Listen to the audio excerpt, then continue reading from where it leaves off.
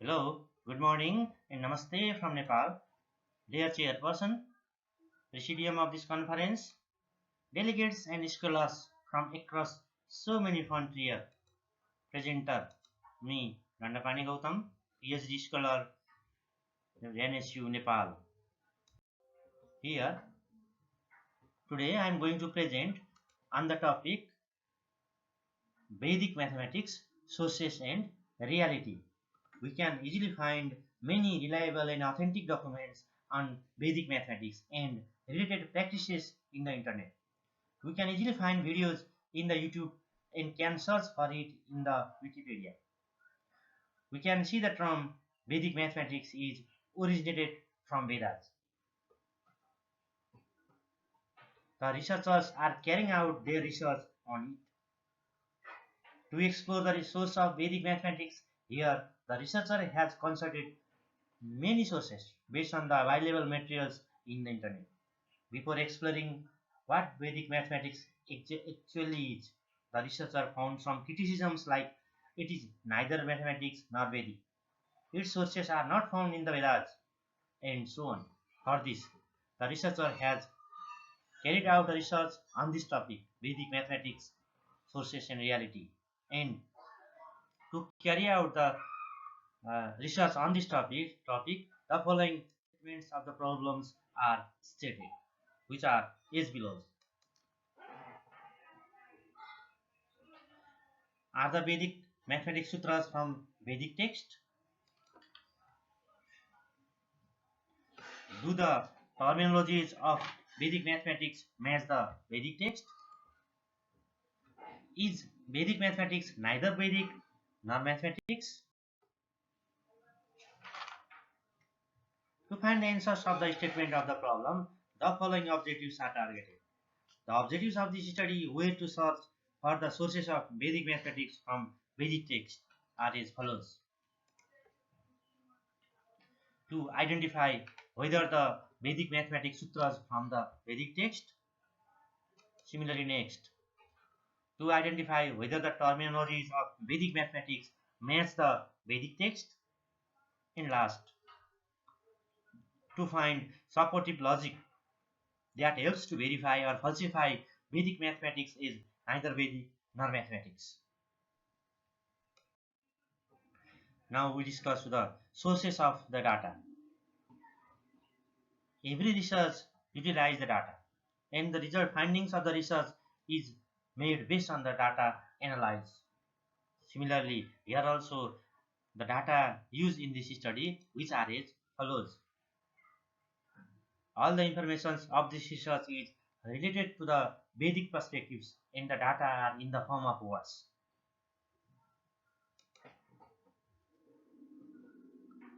Necessary information is taken from the internet, article based on the research work.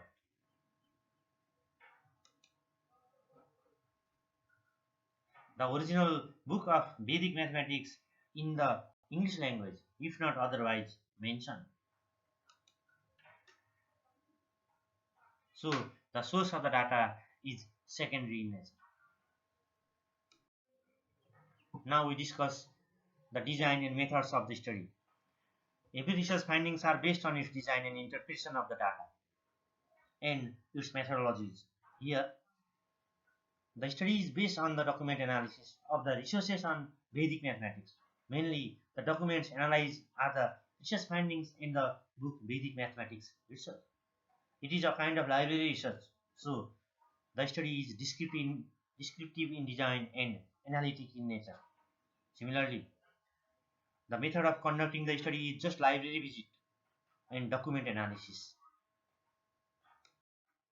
Now we go to the limitation of the study. Every research has limitations. Here in this research also there are some limitations which are as follows. The study is based on Vedic mathematics only. The researcher has knowledge of Sanskrit language, but it is not enough. So the study is based on available materials in English. It is based on the analysis of research articles from Vedic sources. The original text of the Vedic text could not be reached. It is an attempt to find the sources of sutras and terminologies of Vedic mathematics from Vedic text only. Now we discuss the conceptual framework of the study. A research without conceptual framework or theoretical framework cannot be carried, or its findings cannot be generalized more. So, the findings of the research must be based on the theoretical structure of the study. Here, the theoretical framework of the study is taken as the word Veda has its derivational meaning, that is, the fountainhead or illimitable storehouse of knowledge. It is Bharati Krishna Tirthaji's discussion on the preface of the book Mathematics, which is taken as a conceptual framework of the study. The Vedas are the sources of knowledge in different areas like religion, administration, human resource management, economics, medicine, mathematics, etc.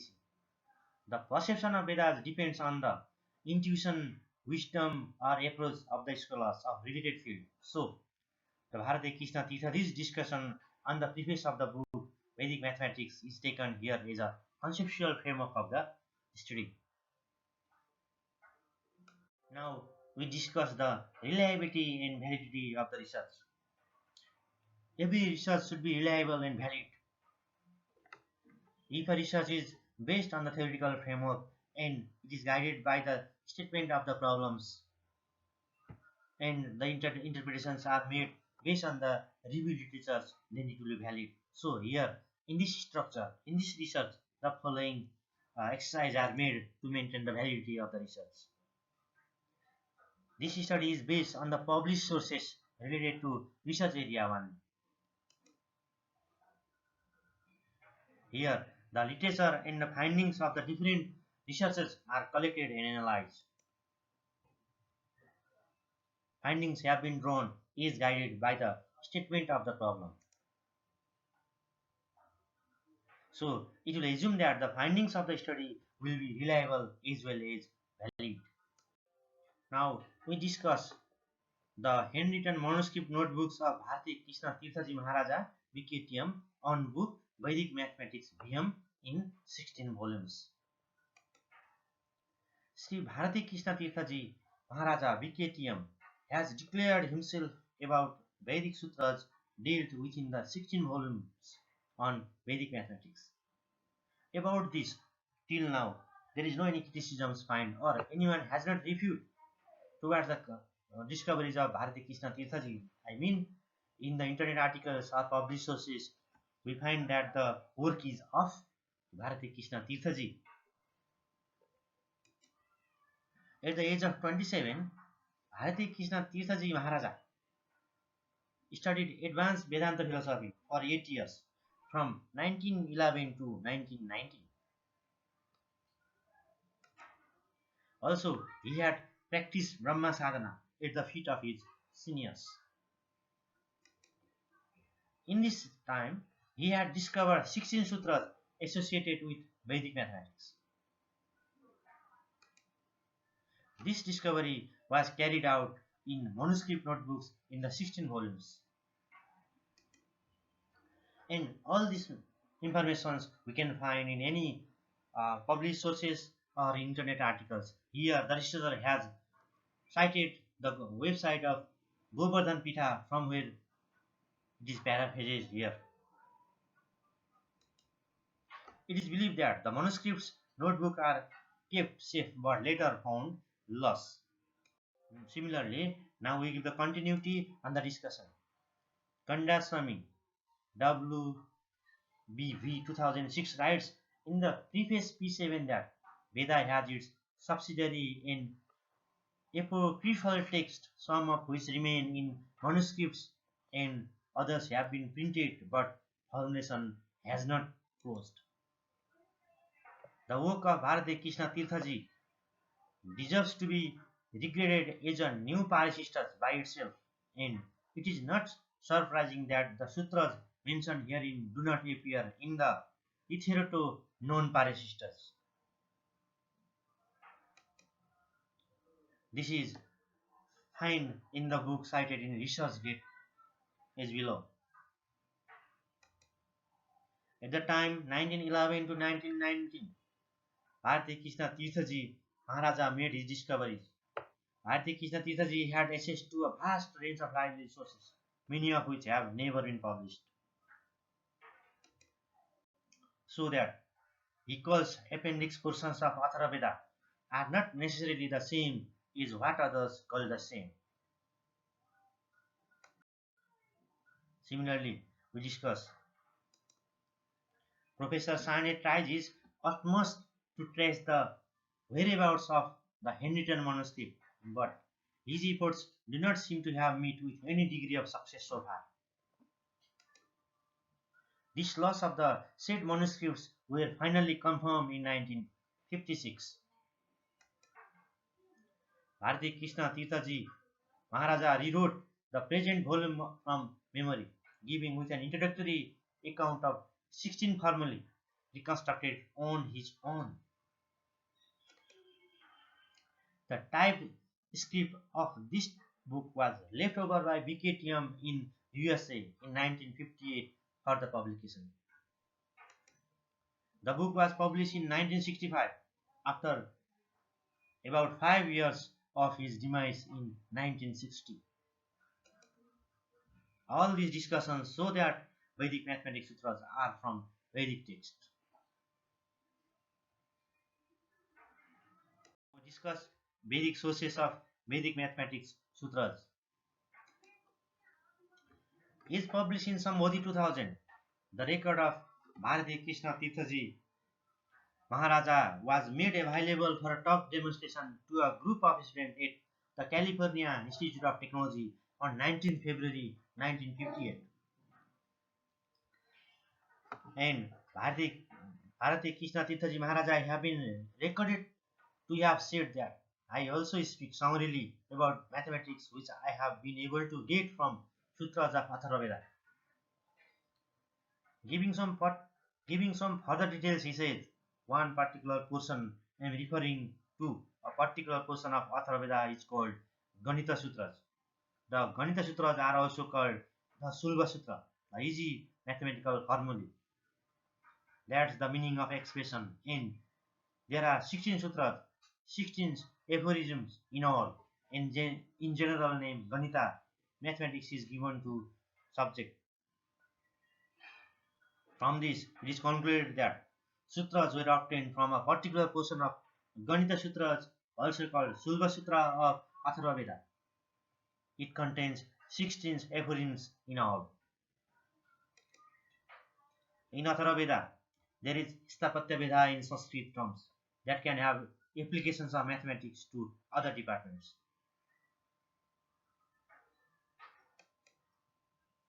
All this reflects that the terminologies of Vedic mathematics match the Vedic text. Now we discuss some criticisms on Vedic mathematics. We can find some criticisms towards Vedic mathematics on the internet article. Especially after the talk demonstration to the group of mathematics students at California Institute of Technology, the main criticism found that some were unable to understand the record, especially the contents of those sutras and their connection with mathematics. At that time, Horst M. Wilson remarked, "It is all nonsense," and R.T. Gupta said, "It is utter nonsense."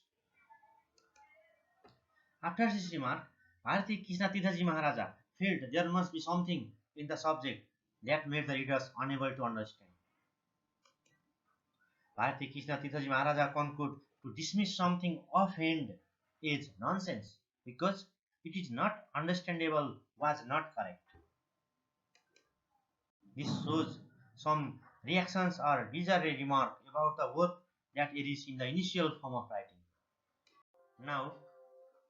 Now we discuss other criticisms that we find.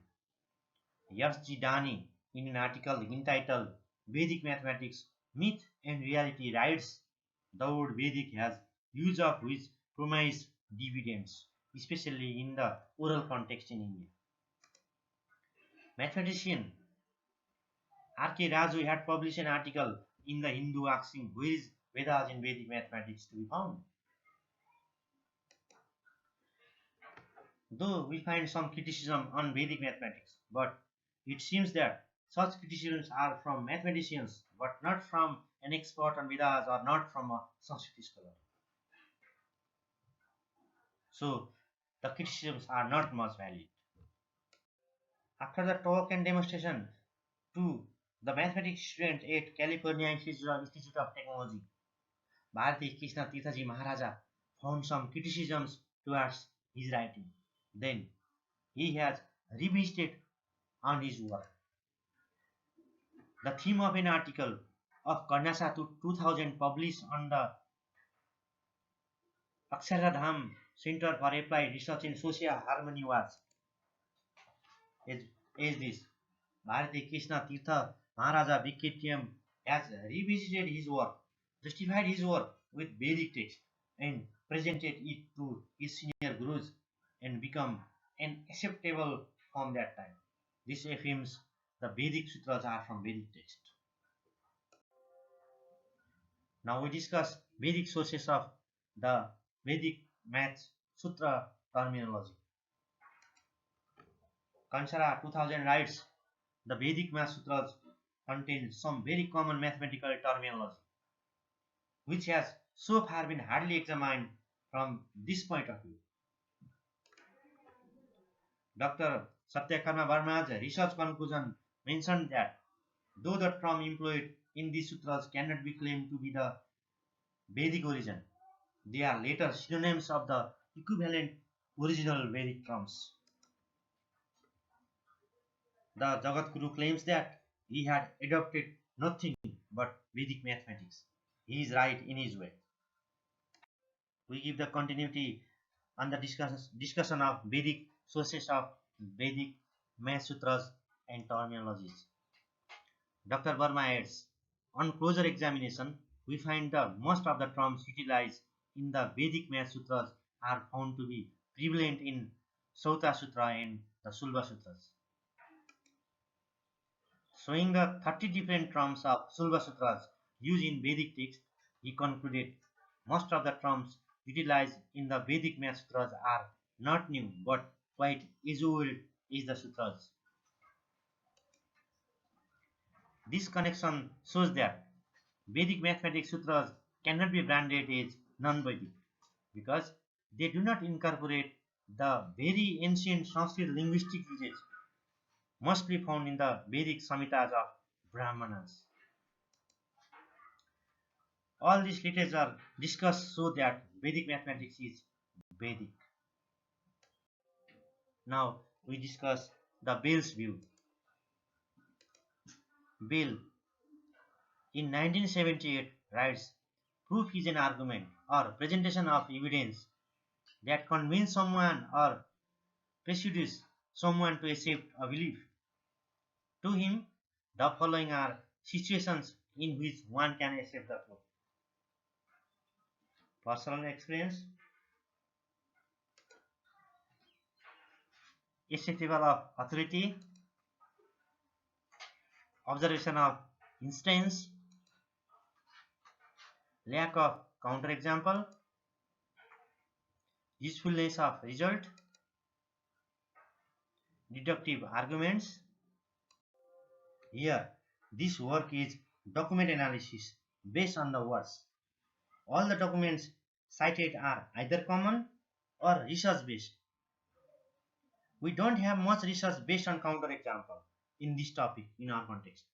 So whatever I gather, all the texts cited here are logically acceptable in according to Bell's argument. With this logic, here the validity of the study mentioned and the findings are done in the following sections. During the time studying at Singhari Math 1911 to 1919, at the time he made his discoveries, BKT had access to a vast range of library sources, many of which have never been published. So, what he called appendix portions of Atharva Veda are not necessarily the same as what other calls the same. The Vedic mathematics sutras have sources in Vedic texts. The terminologies of Vedic mathematics are synonyms with the equivalent original Vedic terms. There is no claim to say nothing is Vedic in Vedic mathematics. In fact, Bharati Krishna Tirthaji Maharaja had used a particular portion of Atharvaveda called Ganita Sutras. The Ganita Sutras are also called Sulva Sutra, the easy mathematical formulae, and that contains 16 seporenes in all, and it belongs to the Sauta Sutra of Bodhian. Now, the following references are used. Appendix.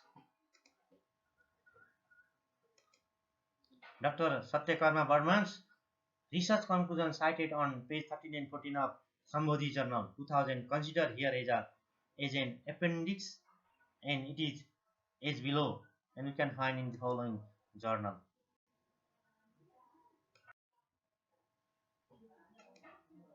Lastly, if any queries, thanks. Please, Randapani04@gmail.com. Thank you very much. Thank you.